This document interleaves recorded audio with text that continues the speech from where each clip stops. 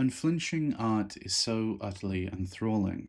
It's an element that doesn't inherently make art good, but it does make it brave, and that bravery is something worth celebrating. To be brave about your thoughts is to be honest in your convictions, your experience, your life. This is Vile Exhumed. It's a retro-style analog horror game about exploring an old PC for information on the violent death of actress Candy Corpse via emails, chat logs, and encrypted files. And that's where the exhumed part comes in. You're effectively doing the digital act of digging up a dead body in uncovering the chain of events that led to it. I find myself returning to this word and flinching because the game in concept and content is genuinely unsettling and necessarily so.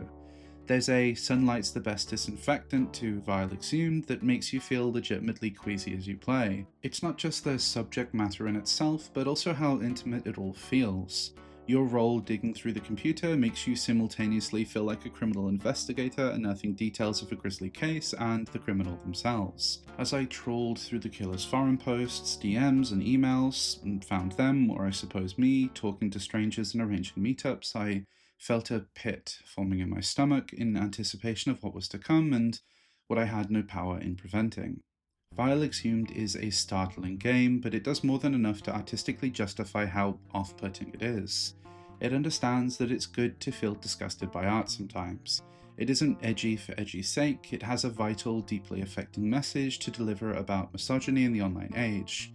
In short, Vile Exhumed is worth playing, but right now you can't. Or at least not the full game. Exhumed, the director's cut, was planned to arrive on Steam this week, and a version of the game does exist on itch, but one day before the proposed launch date, solo developer Kara Cadaver and publisher DreadXP announced, "We've been waiting for build approval for about a month now, and since we haven't received any updates, we wanted to go ahead and preemptively let everyone know that we're going to have to delay the launch." They finished off a larger message saying, "We are as disappointed as you are, thank you for your understanding." Vile Exhumed is a genuinely horrific game that emulates gore and gives you squint and you might think it's real depictions of murder, misogynistic violence, and parasocial stalking, all behind the anonymous veil of early 2000s internet.